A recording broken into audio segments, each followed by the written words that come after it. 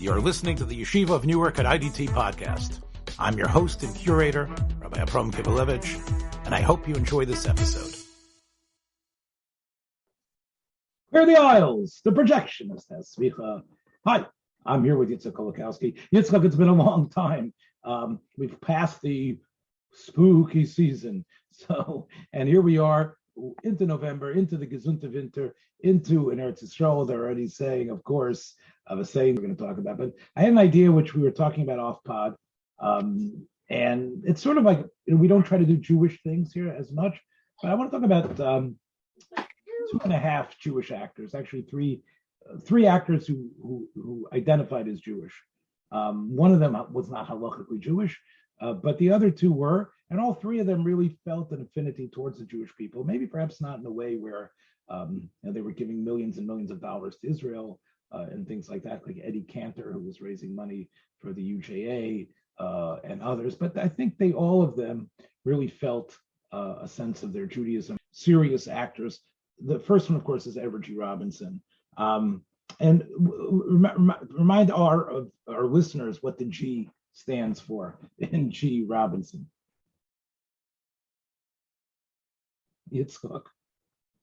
Is the Goldberg, right? Right. Yes, Goldenberg.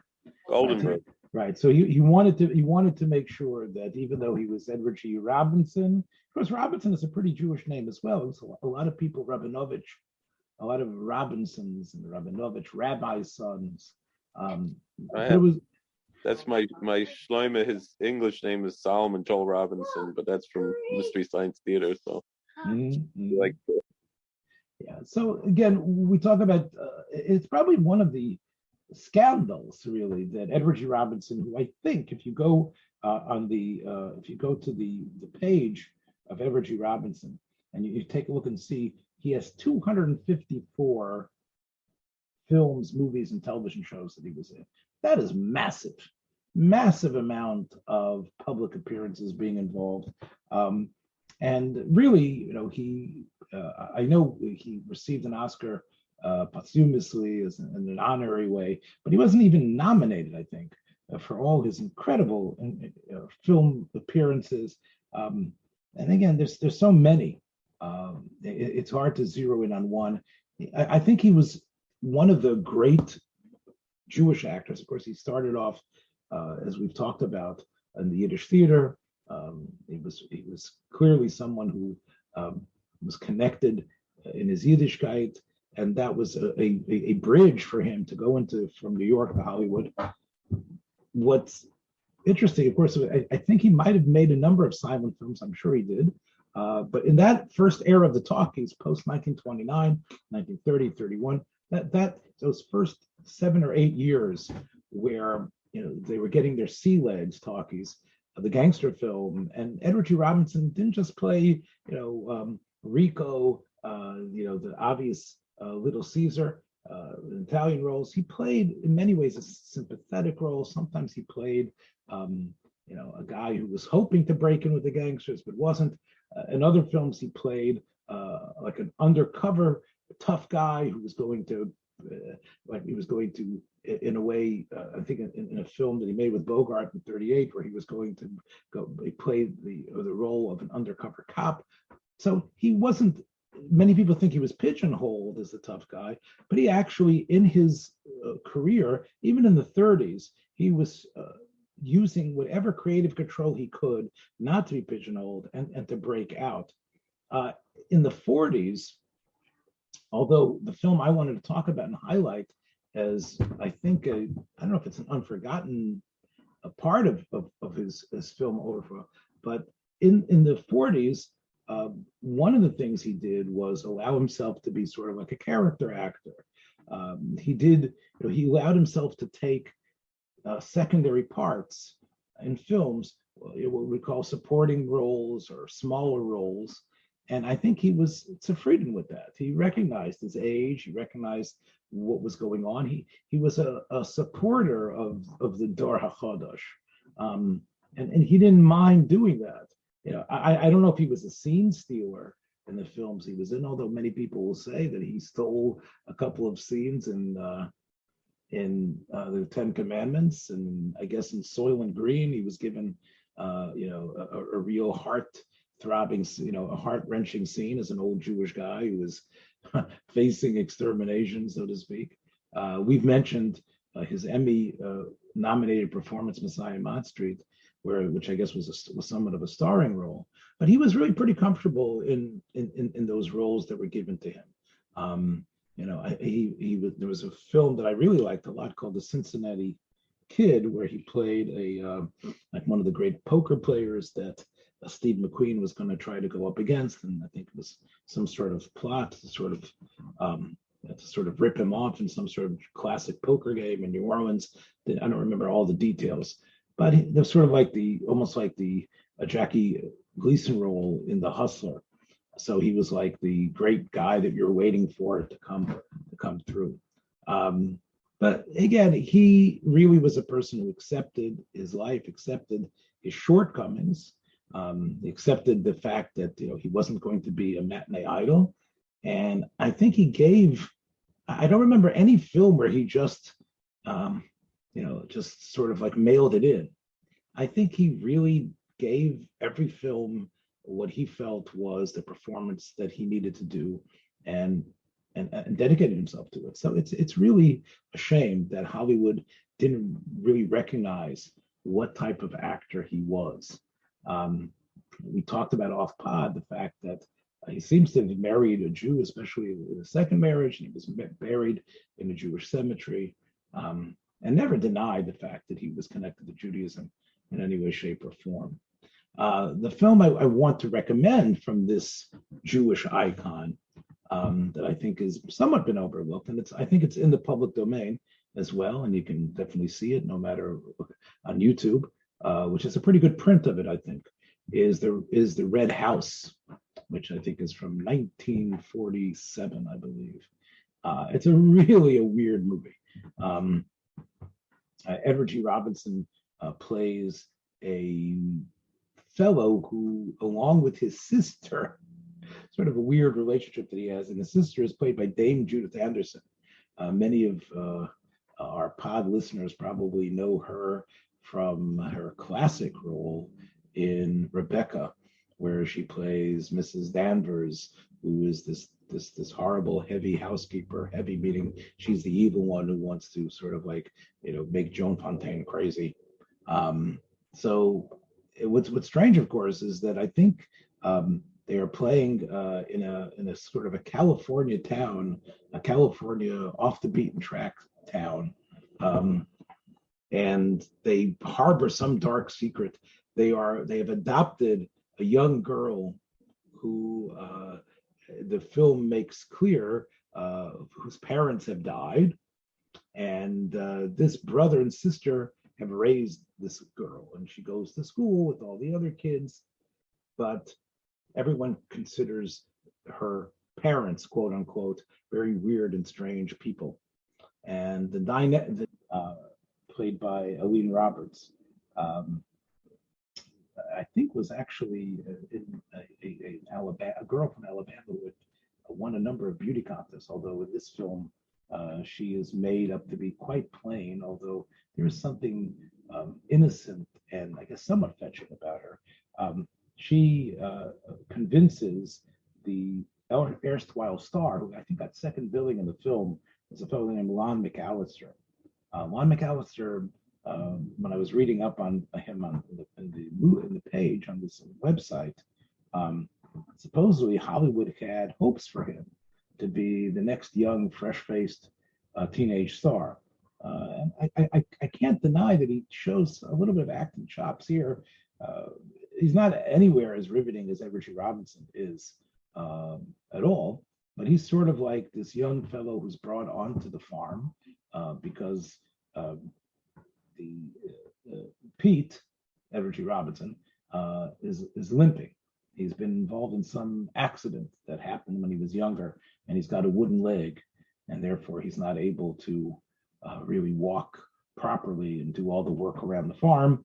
And therefore, Lon McAllister, playing Nat Storm, is brought onto the farm.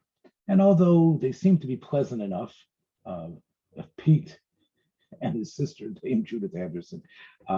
It's clear there's something strange there because he's warned that he cannot go through the forest. He can't go near the red house. There's something, even though that's the shortcut to get home.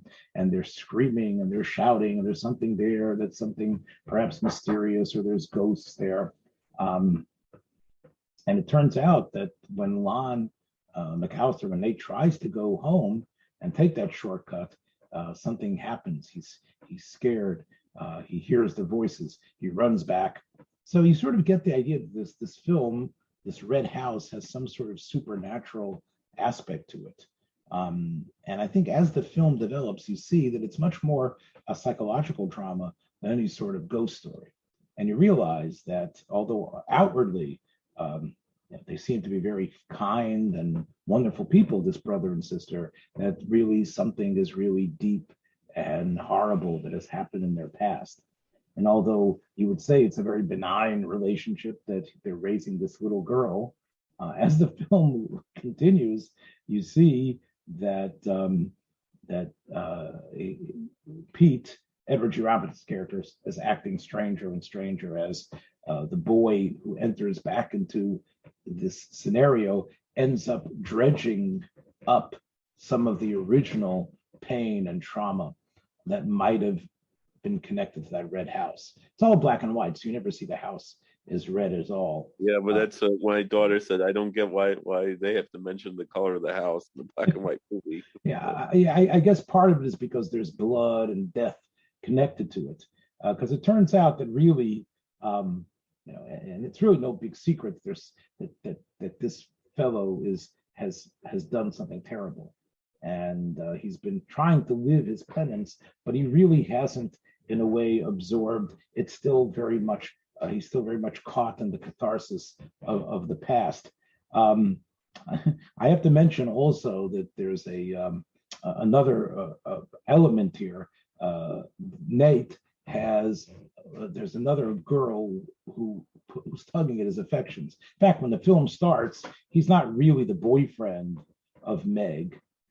He's really just a friend who's coming to make some extra money because his mother's general store is out there in the middle of nowhere and not earning any money at all.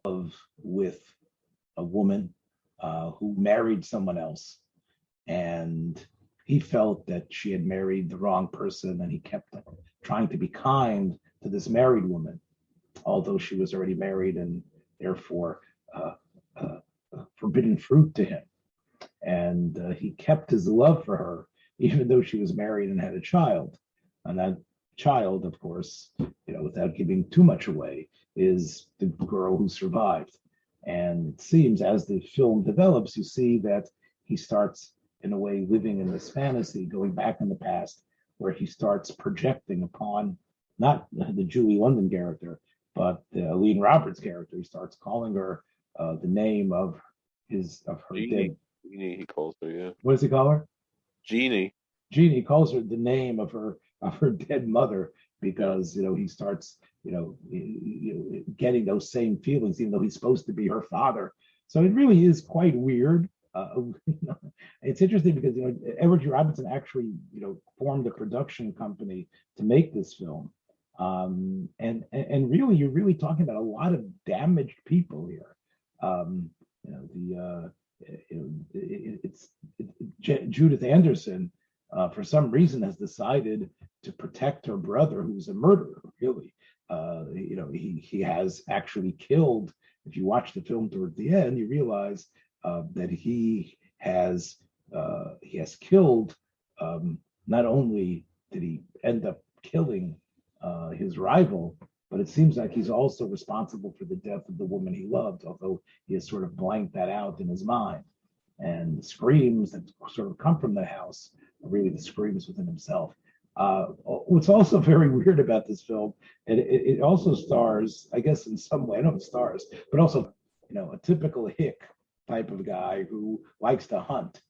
And it seems like somehow Pete has acquired enough wealth that he could buy that whole piece of land, including where the red house is. And he wants to keep it sort of like as this sacred museum of his horrible memories. So he keeps Rory Calhoun there as sort of like the guard. And when McAllister, Nate, ventures too close, Rory Calhoun is there to smack him around with some rifle butt or to shoot at him. And of course, whenever you have a gun, there's going to be some sort of terrible occurrences that are going to happen. And indeed, Rory Calhoun ends up shooting someone that he shouldn't shoot. Strange film. I think Everett G. Robinson, intimates a lot. He acts, and you can see that you can sort of believe that he is a shattered and desperate and person who's never really, in a way, expiated the demons. And he's sort of, in a way, part of him still wants to protect this girl who he has adopted as a daughter. Finds himself drawn inexorably towards the actions that he perpetrated. And I think this film is really very powerful as far as that goes. That if you don't really, you can't cover up, the avera, as we say. That if you've done something terrible, even though you try to sort of cover it up and do what you can to make things better, if you don't really own up and deal with things, and if you don't really pay the piper or expiate yourself, what you end up doing is whatever little torture you live in, it actually eats you up and destroys you. So I think this film, does have a moral message, and it does give Edward G. Robinson, I think, quite a little bit of a palette, to show his acting chops. I don't know if anybody else there really, is in his league here. I think Dame Judith Anderson is pretty much wasted. It's not that she can't do an American accent, but you're talking about someone who as Mrs. Danvers was the epitome of implied evil, and here she's sort of like a throwaway role here of someone who's sort of given up her life for no reason. A little bit of an exploration, I think, of American youth after World War II. I think there's a little bit of that as well. And because it's available, I think it's worth your. Surprised by how adult it was for that era. It was, it really right. crossed a lot of lines that you didn't expect in a movie at that time to cross. Right. Well, you can see that here he is, basically his daughter, that he starts harboring these feelings for, these incestuous type feelings, because he's in a way displacing her with her mother, that he has this unrequited love for. Well, the other girl, he started in the beginning of the movie. She says, you can change into your bathing suit when you get there. It'll be just you and me. It also was in some forest area in California, and it sort of has almost like I wouldn't say a documentary feel, but it doesn't feel like something that they made on the back lot. It doesn't feel like something that was just something that they patched together. It's a strange film, and I think it's probably one of the stranger films that Edward G. Robinson was connected to. And it's sort of an indicator of where he was at that time of his life, that he was going to play like a weird, threatening, sort of strange guy. And he definitely intimated a lot of terror in that film. Again, why is it the red? He was much more scarier than the Red House itself. I'll talk about is John Garfield. Now, I would probably say, from a modern perspective, in terms of what the modern definition of great acting. Now, if you take Brando and James Dean and what we call the naturalist style of acting, and we could throw Pacino and Dustin Hoffman in there as well. Probably Garfield is much more of that mold than Edward G. Robinson is. And I think if there's been an acceptance by critics that that sort of Lee Strasberg method of acting is what we call real acting from within, not just necessarily putting on a part, I would say Garfield is probably the superior actor. to Edward G. Robinson. And on this platform, of course, we talked about a film that they both were in together, which was The Seawolf. And I mentioned in that film how Garfield was pretty much wasted. And Edward G. Robinson, I thought that the problem in that film was that they were trying to model themselves and after the source material, which I didn't think they could really, fulfill as much as Edward G. Robinson had a noble attempt at. But Garfield, of course, not only the poster Rings Twice, Body and Soul, there's so many films where people are struck by Garfield's natural ability. He is riveting. And I would say, in some ways, again, even before the idea of Brando and others, he was not a handsome fellow, but he had a certain stolid good looks, and he was able to really show a lot in his face and his attitude and the way he moved his body. He was something different. He wasn't just, he was not like he wasn't necessarily a comedic actor, but you felt for him. You felt that he was a real person, whether it was in The Postman Rings Twice or anything else, where you sort of felt that this was someone you cared for, not like a super nice guy like Henry Fonda, but someone who you could see the contained rage, you can see the contained frustration, and I think when we talk about how old he was, when he died, 39 years old, he wasn't obviously a star, but if you take a look again at the IMDb website, you'll see that he'd been in 90 films. It's quite a bit. I want to talk about the last film that he made. He Ran All the Way. He played Jews, of course, in other films. I think probably his most famous Jewish role was in a film that I don't know if it really. He was, I think, sort of a wasted part of it was the film Gentleman's Agreement, which was lauded as this wonderful film that exposed the evils of anti-Semitism, where he plays Dave Goldman. And part of the reason why they wanted Garfield in that role was because Elia Kazan wanted to have someone who you could relate to, someone who was a good American GI. And how could anybody, harbor hatred or animosity towards someone who was such a good American soldier like John Garfield was in that film? But he didn't really have to act too much in that film, other than getting a little bit upset when people indicated that he was a Jew. The film I'm talking about, though, the last film he made before he died, I think he died of a heart attack, is He Ran All the Way. And this is a pretty strange film. Garfield, once again, doesn't necessarily play a character that you have so much sympathy for, but you understand he is a he's a sort of a lunkhead, a follower who really, as you can see throughout the film, was missing love. His mom seems to have been, it was played by Gladys George, I think, who was an old Hollywood actress, even in the silent era. I think she was a glamour girl actress.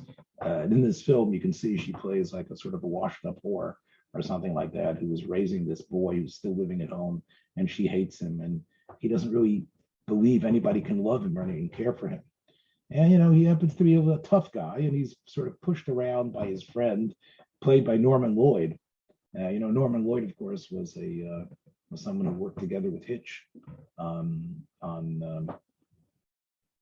I think was actually part of the Mercury Theater with Orson Welles as well. But he had been with Hitch on the television show, on the Alfred Hitchcock Presents, and because he had actually acted in one of Hitch's films in the 40s called Saboteur.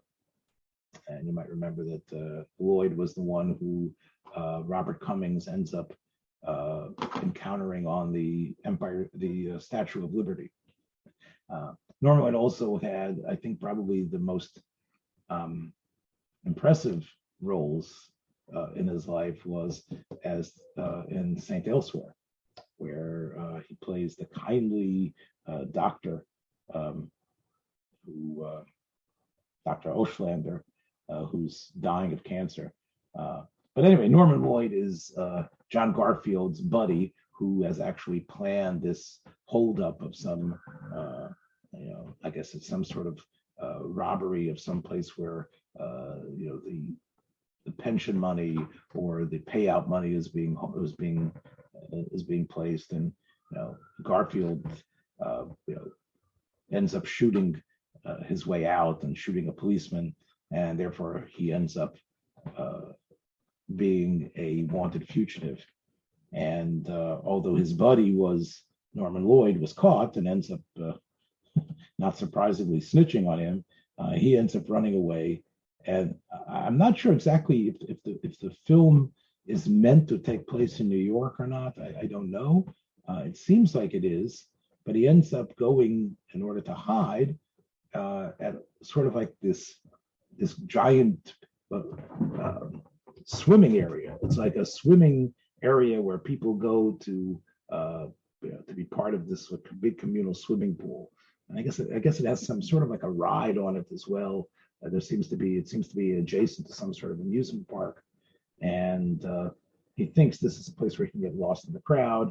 It's a place where he can hide the money in some sort of locker, and it's there that he meets in the swimming pool Shelley Winters, and of course Shelley Winters, always, especially in those early years, always an arresting presence.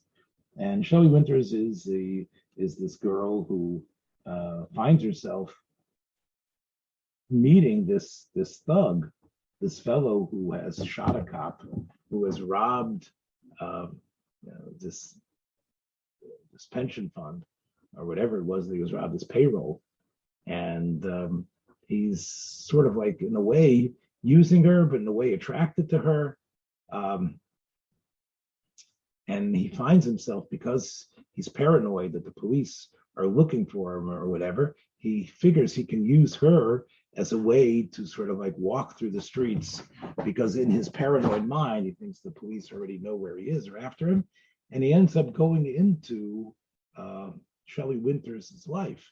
Now she's the oldest sister. She has a little cute as a button brother, and she has a wonderful mother and father that she's living with. And in this film, her dad is played by the great character actor Wallace Ford, who, of course, as you know, Yitzchak is the brother of John Ford. John Ford's brother, the great director, was Wally Ford. Also, another character actress, Selena Royal, plays her mother. And basically, this is sort of like where Garfield, playing this bum, meets a normal family, a loving family he doesn't have. His mother is this, as we said before, this horrid harridan. And here he is being brought into a family where there is love, there's concern, where they're able to perhaps at least in a way support each other, despite the fact that they live in somewhat of a state of under the poverty level. Her dad works not for a newspaper, but he works in the press room, not in the room where they actually print the paper itself. And I think his mom, works as a seamstress or something, and does some work at home. She herself, Shelley, who plays Peg, works in some bakery where she's working on the assembly line. Sort of, no one has any sort of glamorous job, but at least they're happy with what they're doing and they're supportive of each other. And into this world comes Garfield, as Nick, and there's a chemistry between Shelley Winters' character and Garfield, and you could see that there probably was something really maybe even off screen between them. Shelley Winters, I think almost in every film she's in before. I mean, she quickly went and played mothers. By the time 1960 came, about 11 years later, she was no longer the femme. She was no longer the woman that you wanted to zero in on. She ended up playing the mom. As she played in Lolita and in A Patch of Blue and many other films, and then famously, of course, Garfield does such a great job playing a lowlife and a person of very low intelligence, but of extreme emotional neediness. And he's able to go really from one scene to the other, from needing her and really caring about her, or manipulating her. And the dynamic between her and is Shelley Winters really playing him, or Shelley Winters really has she become really caught up with this terrible person, this person who is a murderer and someone who is just planning some sort of life of escape and to live as a desperado somewhere outside of normal society. And the film does, I think, does a good job in seeing what the allure of such a character is, despite all his negative qualities. So again, it really is a film where you don't really believe he's acting. And again, here I would contrast him once again to Edward G. Robinson. That here's Edward G. Robinson, putting on the role of a person who's guilty and tortured. Again, Garfield is that character. He really is the character who he's playing, in this piece. I think James Wong Howe, I believe, was a cinematographer, and I think he does his usual really incredible job in terms of how he shoots this film. And I think it really is a beautifully done film. You have a sense of cinema verite. The scenes in the swimming pool are really ring very true. And just shooting them from the angles that he did gives you a sense of the paranoia that's going on in Garfield's mind. And you really feel sorry for the fellow that he hasn't been loved. And even though, you also there's a lot of pathos generated also by Shelley Winters' father, the Peg's father, who can't believe that his little girl is being taken away. There's a little brother I mentioned before, played by Robert Hyatt, who, although initially seems to be excited by the fact that there's this tough guy in the house, realizes that he's really a cruel person and wants to try to attack him himself. There's been other films. I think The Desperate Hours is a very similar film where Humphrey Bogart plays and his two henchmen play an escape team of criminals who end up holding a whole family hostage. So it was done afterwards and maybe before, but I think as a character study, I really think Garfield's performance here really outshines what Bogart did in The Desperate Hours. And again, it's really his swan song, the last film he made. And it's to me, if you want to get a sense of what Garfield's power as an actor is, I think it's the last thing he made. And I don't know if it's the best thing he made, but I think it's definitely an interesting something to think about. And of course, Paul Newman is in some ways much bigger than Garfield and Robinson. A sex symbol, a superstar. Everybody wants to know who he is. Everyone wants to know about his private life.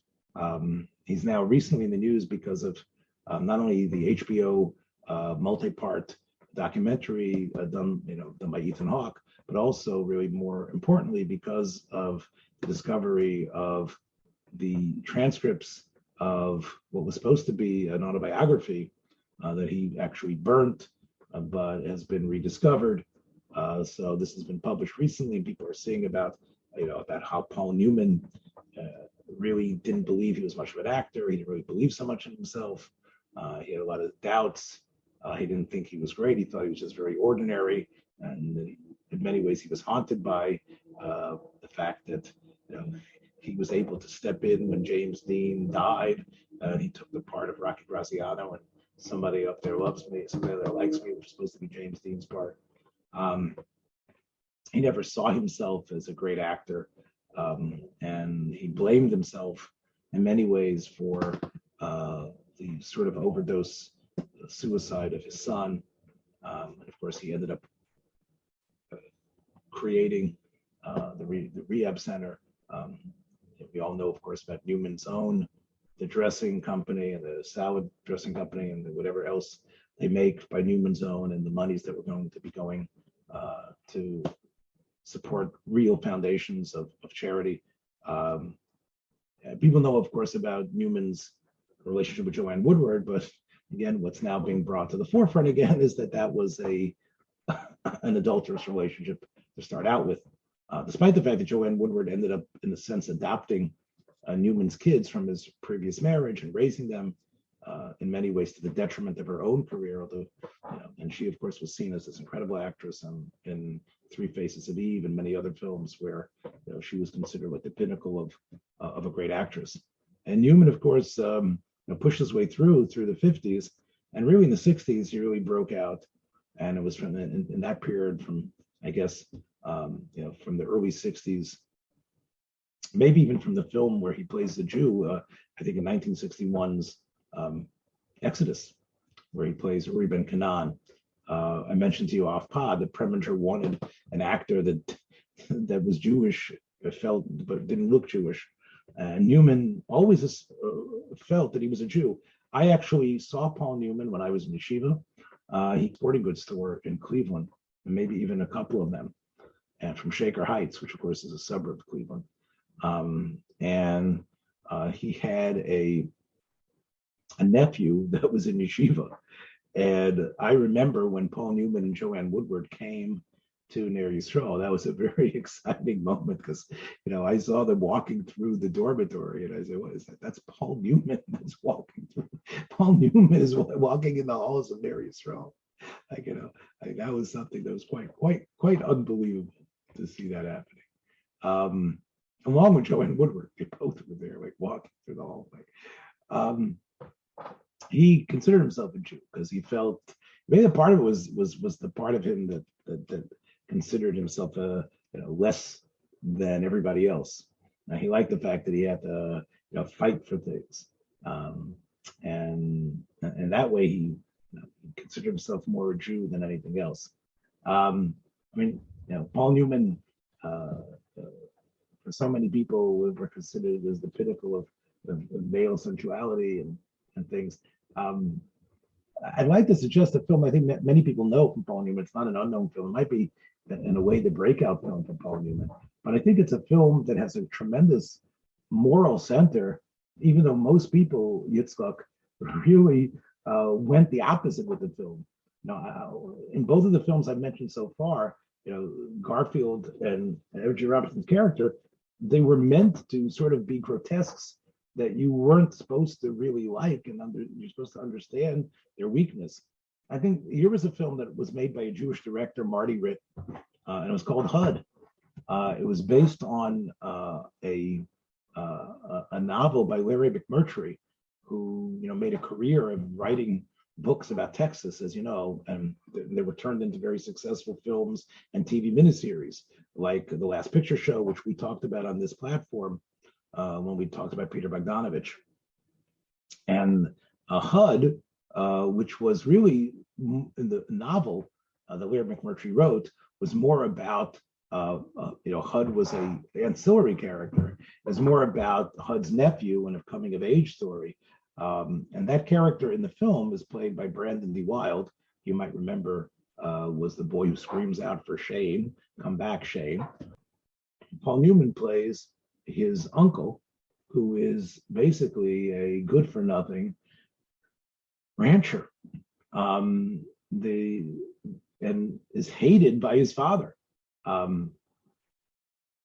The father is played by Melvin Douglas. Now, Melvin Douglas was never the Paul Newman of Hollywood, but he was considered a pretty handsome, dashing leading man, and so many films like Ninochka and others. And very much the 1930s look of urbane, understanding. However, in this film, He plays a old Texas rancher who still has morals and ideals. Melvin Douglas won the Oscar for this role. The fourth character in this tableau is Patricia Neal. And of course, you know Patricia Neal, so famous from a film that we've talked about on this platform, which is The Day the Earth Stood Still, right? You remember her. I believe, Patricia Neal is the woman who is threatened by the robot monster, correct? She's the main actress in that. There was another science fiction movie that she was in that wasn't as good. I think a British one, but Patricia Neal won an Oscar here in this film. The character that Larry McMurtry wrote in the novel about this family is actually a Black character. Marty Ritt didn't believe Hollywood would accept a Black character here because in the film there's an amorous scene and an attempted rape actually by HUD of the housekeeper, and therefore the screenwriter decided, and Marty Ritt, the director, to actually have a white actress. Pauline Kael, I think, said that she plays it like a Negro, though, with sort of like the Negro's understanding of the world, weary understanding of the world. So these four characters together are part of the sort of modern Texas world, the world that the Last Picture Show also, in a way, was an elegy for. And what happens in the film, the plot of the film is that the cattle are getting seemingly are getting hoof and mouth disease. And what's going to happen is that if the government testing turns out that the rancher, played by Melvin Douglas, is going to have to lose all his cattle, because that is the moral and right thing that has to be done in order that an epidemic shouldn't spread of hoof and mouth disease to all the cattle. Which would mean that this old fellow who has struggled all his life now, especially in this modern era, to be able to be a rancher of integrity, is now going to lose everything.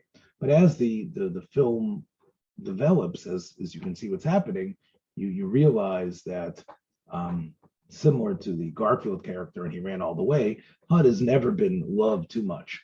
His mother seems to have died very young, and along with his older brother, who of course is the father of the Brandon Lee Wilde character, that was the only person he really felt something for in a real giving way. And it sounds like on some drunken joyride, with seemingly it might have been HUD's fault, his brother dies.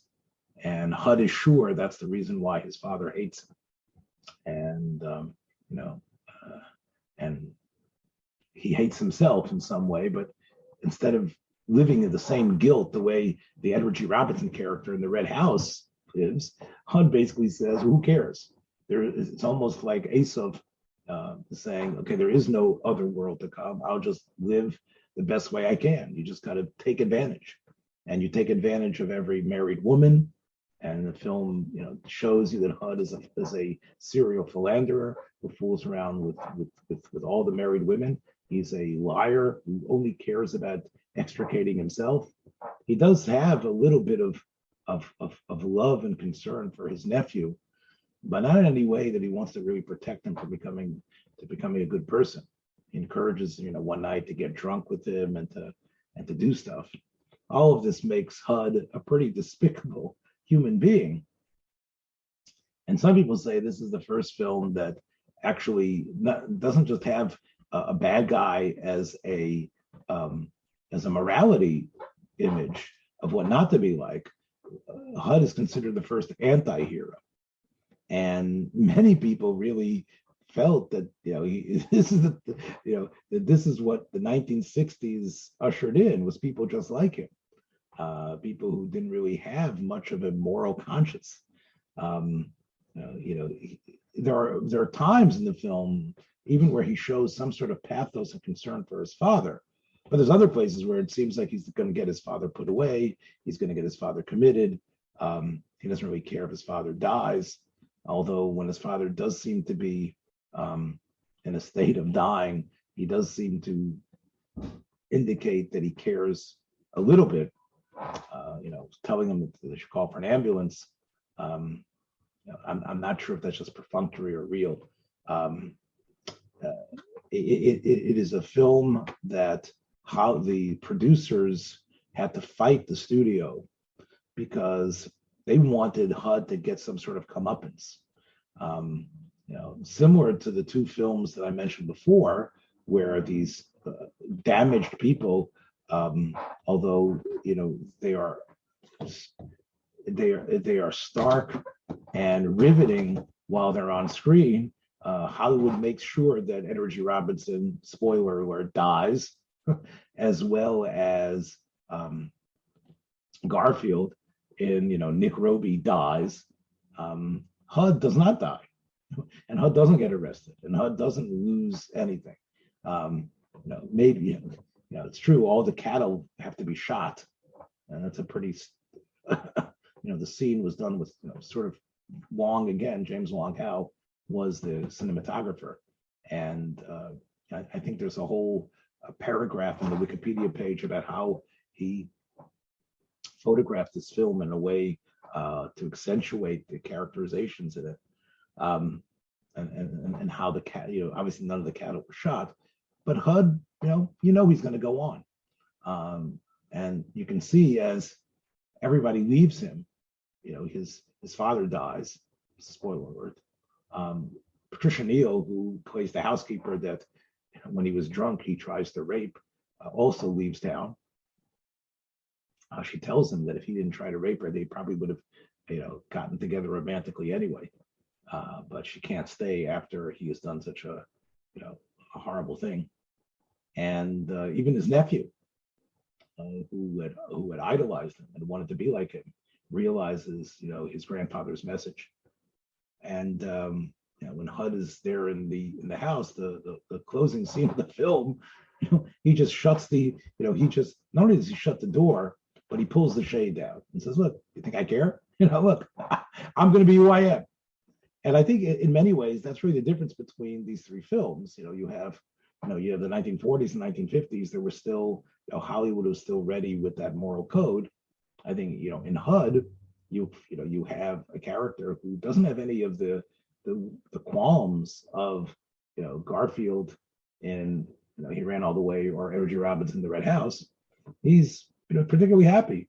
There are moments where Melvin Douglas is able to get under his skin and tell him how he has no moral, he has no morality, he doesn't care about anybody, and that he has no soul. And for a moment, it's sort of in a way sort of strikes him, but he clearly is able to absorb that, and he's able to move forward. And in sort of a powerful performance here by Paul Newman, who I think he might have been nominated for the Oscar for, but he obviously did not win. But the other two were. So I would say these three films and these three Jewish actors in it represent a pretty great trifecta. If you want to get a sense if there was a director who was a tremendous social conscience of Kor Yitzchak, I'm sure you know who he is. He did a lot of films, including, by the way, a film the year after he made HUD. He actually paired Edward G. Robinson and Paul Newman together in a remake of Rashomon. And I don't know if you know about that. Of course, Akira Kurosawa's Rashomon, right? You know what that is, of course, which is the tale of someone's death from many different perspectives. Marty remade it, and with Paul Newman again playing sort of the rascal and the bum, and with Edward G. Robinson also as one of the stars. That was actually was called Outrage, 1964. So you can actually see both of these guys together. You're not going to see the three of them together. I don't think that was possible. Newman really wasn't making films by the time Garfield had died. But these three Jews, I think I don't know if they're making a Mizuma and Little Mammoth somewhere. I'm not sure, but the fact that we're talking about him here today, it could be that somebody or some sort of skills for that. We were talking off pod about the fact that Robinson and Cagney were like the two powerhouses of Warner Brothers, and they only were together really in one film, in Smart Money, which was a film I actually saw I forgot that when I was talking to you earlier today, where, again, it's one of these films where you sort of feel you have Rahmanis for Edward G. Robinson because he gets beaten up and he loses, and he's sort of like a schmo. And his best friend, who was like supporting him and protecting him, is Cagney. So that was the only time they were ever together, 1931. Throughout, they both had pretty long careers in Hollywood. And I guess there was sort of like the fact that you can't put these two guys in the same movie. They sort of like cancel each other out, which was different between, people thought similarly about Lancaster and Kirk Douglas, but they were actually in, I think, 6 or 7 films together.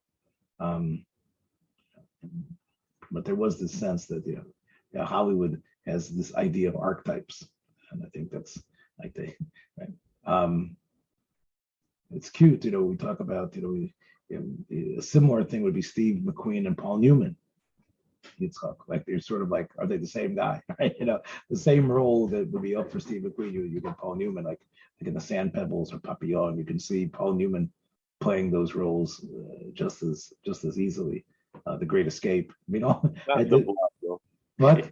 I don't think Paul Newman could have done The Blob. You don't think he could have done The Blob? Could be. But again, they're sort of like almost the same person. In the one film where they were together, which was the Towering Inferno, they hassled back and forth about it, how they were going to be, because those are the first 2 names you see as the film opens up. So Steve McQueen's name is technically first, reading left to right, but Paul Newman's name is higher. That's what they came up with. So this was the pshara they came up with between Newman and McQueen, for sure. That's about it, my friends. So on this triple feature, so to speak, we'll catch you hopefully soon with a lot of less breaks in between. Okay, thanks, Yitzhak. Thanks for being a great listener today, and hopefully next time you'll come with a whole assorted bag of goodies that we'll talk about as we get into winter. Be well. Take care. You too. Thank you. Good night. Thanks for joining us for another episode from the Yeshiva of Newark at IDT Podcast. Be sure to subscribe on your favorite podcast app so you don't miss a single episode.